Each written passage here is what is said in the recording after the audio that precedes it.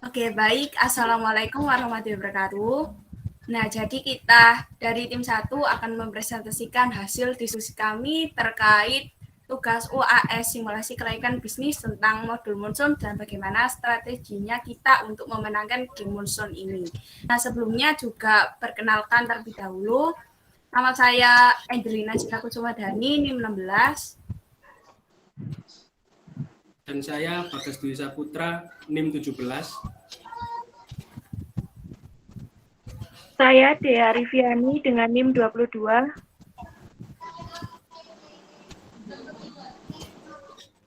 Dan saya Erik Ramadan dengan NIM 34. Saya Maulana Hasan Asrori dengan NIM 49. Saya Tazkiyatur Rahman dengan NIM 83. Dan saya Fikita Adelia Fikwina Putri dengan NIM 84. Nah, selanjutnya ini akan dijelaskan oleh rekan saya. Silahkan.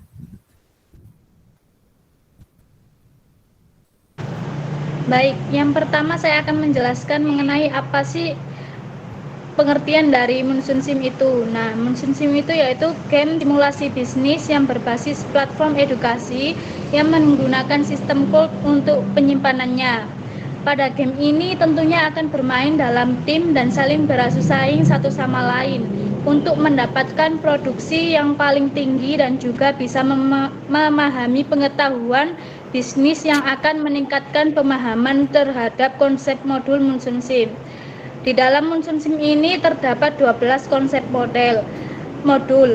Yang pertama finance, kemudian ada retail, kemudian ada procurement, kemudian ada marketing, warehouse and logistik, B2B, production, maintenance, HR, dan yang terakhir ada service.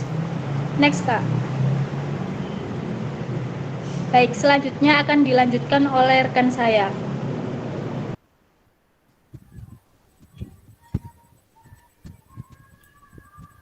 Ya, selanjutnya modul B2B. B2B yaitu business to business, merupakan suatu penjualan produk atau jasa yang dimana akan diberikan oleh salah satu bisnis dan diperuntukkan untuk bisnis lainnya, bukan kepada para konsumen. Sebagai contoh, jika Anda menjalankan bisnis yang menjual bahan pakaian dan Anda melakukan penjualan ke store-store atau bisnis fashion yang ada. Next.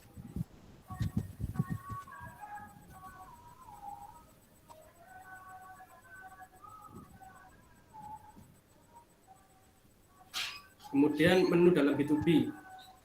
Yang pertama yaitu ada show wholesale offer.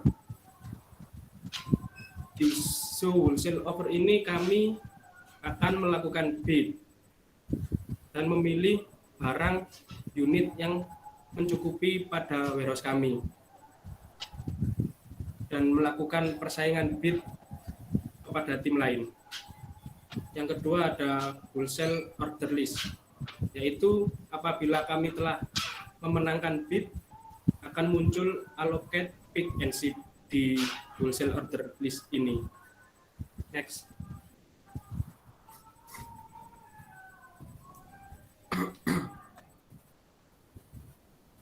Oke, selanjutnya modul service. Service merupakan fitur di mana perusahaan dapat menjual atau menawarkan jasa outsourcing kepada customer. Karyawan merupakan produk yang ditawarkan di sini. Oleh karena itu, sebagai pihak yang mengurusi fitur ini memiliki kerjasama yang baik dengan pihak yang bagian HR atau Human Resource untuk mendapatkan permintaan servis yang terdapat pada web market. Kita harus mengikuti bid atau lelang terlebih dahulu.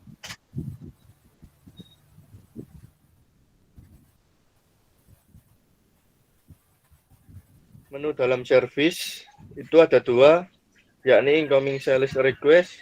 Anda dapat melihat dan mengklaim permintaan pada klien perusahaan sebelah. Nah, di dalam incoming sales request ini kita dapat melihat beberapa tampilan, yaitu dari beberapa klien atau buyer, yang dimana kita nanti harus memilih sesuai dengan apa yang ada pada perusahaan kita. Kemudian yang kedua, service sales order.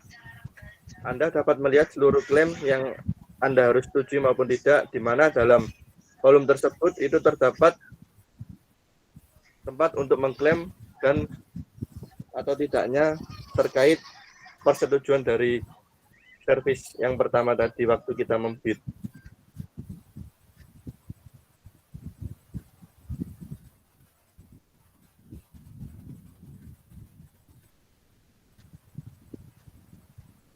Untuk strategi teamwork dari tim 1, yakni yang pertama pastinya kita akan melihat beberapa modul, kita bagi setiap orang atau setiap teman kita untuk menjalankan modul tersebut. Namun jika berjalannya demi waktu, apabila modul yang telah mereka pegang itu sudah aman atau berjalan dengan lancar, maka orang tersebut boleh saling membantu atau membackup teman yang lain seperti itu. Dan kemudian kita media berkomunikasinya melalui telepon WhatsApp. Dan terakhir, tidak ada joki dalam permainan tim kita.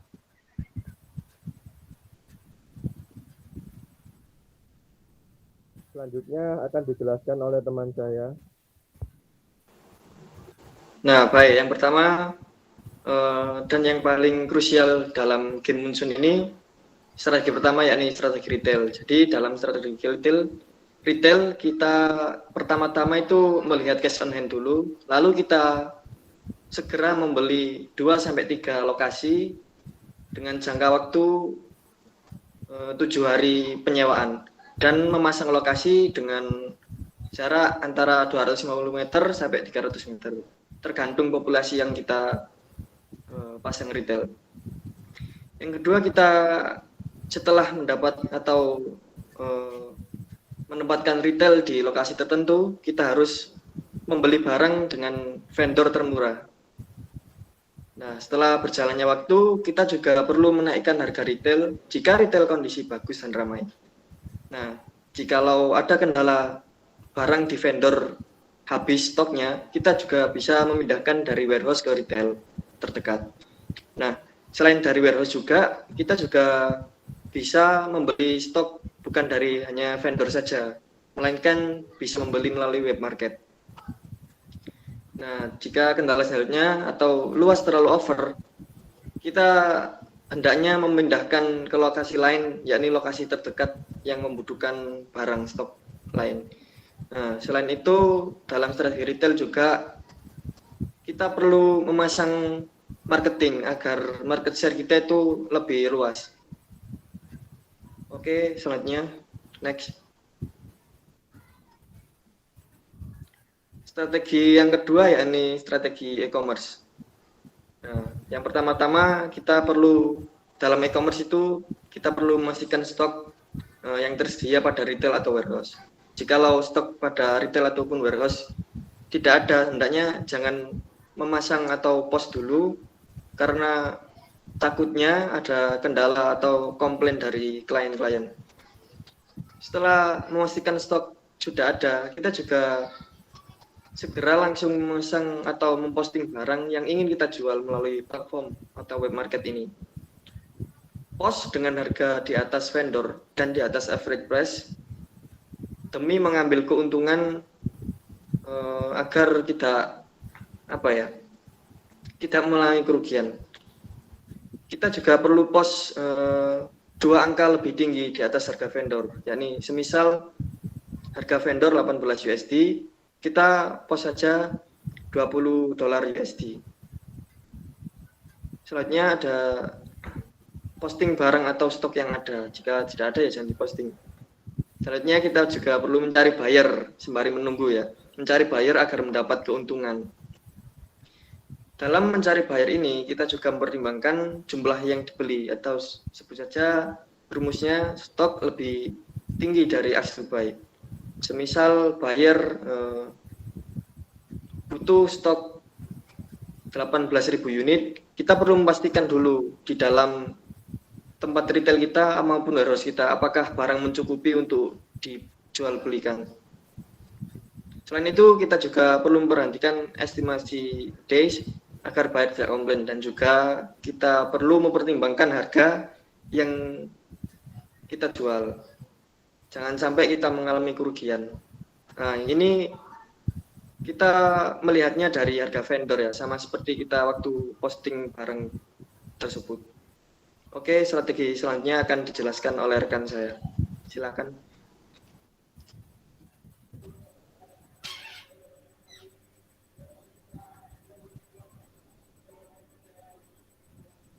Ya, selanjutnya strategi B2B. Yang pertama kali saat bermain B2B yaitu memperhatikan ketersediaan unit pada warehouse. Apakah kami dapat memenuhi unit dari buyers yang buyers inginkan. Kemudian membeli barang berkualitas tinggi dengan memprioritaskan sistem bid.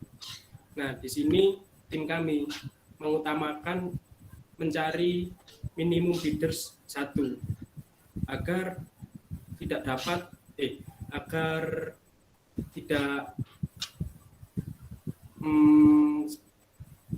mendapat persaingan yang terlalu ketat.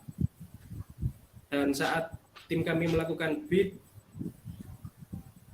kita tidak mematok bid terlalu tinggi karena buyers memilih bid yang agak sedikit rendah, dan tentunya kami memperhatikan average cost yang telah ditentukan sebelumnya.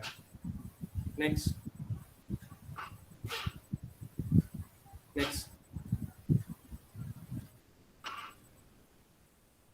Ya, selanjutnya dilanjutkan oleh rekan saya. Baik, selanjutnya ada strategi service. Yang pertama, kita itu harus menentukan target tenaga pekerja yang akan kita sewakan oleh perusahaan lain. Nah, untuk menentukan target tenaga pekerja sendiri, kita pilih tab menu terlebih dahulu untuk melihatnya bahwasannya perusahaan itu membutuhkan tenaga sewa kepada perusahaan kita itu berapa hari. Yang kedua, ada memberikan harga murah. Nah, di sini strateginya cukup sama ya dengan secara B2B, namun di sini juga terdapat perbedaan. Jikalau B2B itu sistemnya kan bid atau deal. Nah, untuk sistem service sendiri yakni quote. Dan yang ketiga ada memilih service dengan harga maksimal tinggi, yakni kita dengan harus meng-quote dengan harga rata-rata di tengah-tengah gitu. Jadi untuk bisa mempertimbangkan net profit dari perusahaan kita. Yang terakhir, kita itu harus juga berhati-hati dalam mengambil tindakan klaim atau quote yang tadi sudah saya jelaskan. Jika kita salah langkah akan terkena di penalti atau kita dapat diartikan sebagai kita akan menyewa, kita dapat menjual rugi harga yang dari yang quote kita sebelumnya. Selanjutnya akan dijelaskan oleh rekan saya.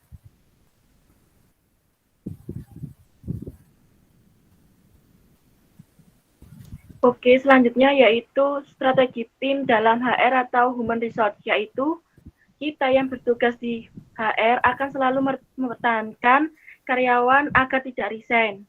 Nah, jika ada karyawan yang kurang puas, maka kita harus gerak cepat untuk mengkonsultasikan agar karyawan tersebut tidak sampai resign. Kemudian, jika karyawan resign, maka tim harus segera merekrut karyawan baru dengan memperhatikan kompetensi dan kemampuan karyawan tersebut. Jika sudah kita rekrut, kita harus mentraining karyawan itu agar selalu merasakan puas dan juga kompetensinya itu akan meningkat sedikit demi sedikit. Atau jika ada yang resign, kita bisa langsung segera mentraining karyawan tersebut biar masih tetap bertahan di bagian tersebut. Selanjutnya, tim yang bertugas di HR itu harus selalu memantau para karyawannya agar di HR itu dapat berjalan lancar.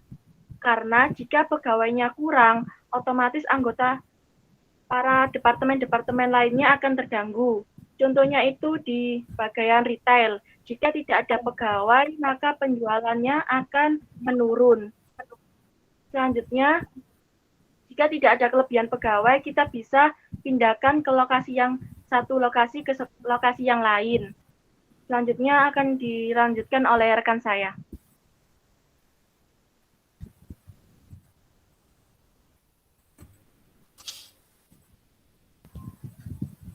Ya, strategi warehouse. Nah, di sini tim kami itu memilih lokasi paling dekat dengan retail dan membeli luas sebesar 1.500 meter.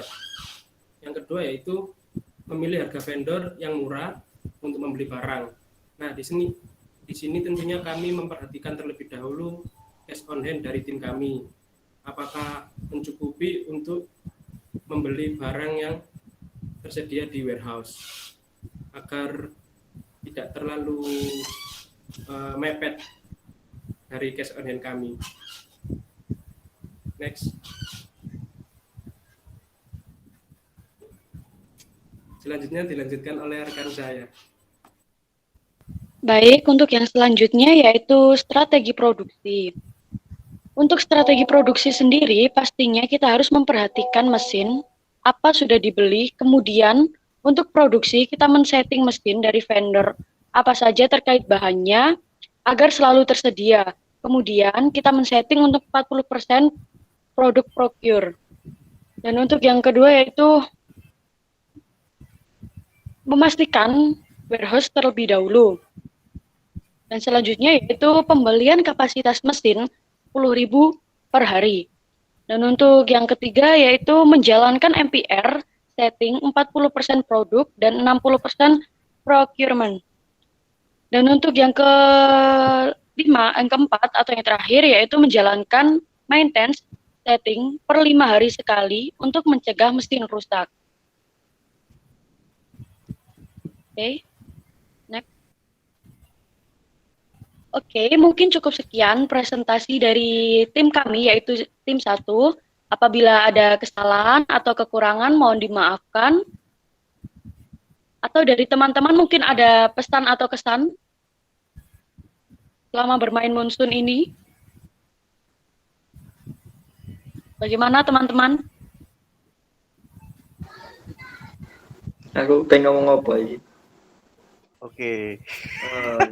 Pesan dan kesan saya, setidaknya kalau kita lomba itu jangan pernah menyewa joki agar kita memenangkan lomba tersebut. Kejujuran itu perlu ya Kak Eri? Ya benar sekali Kak.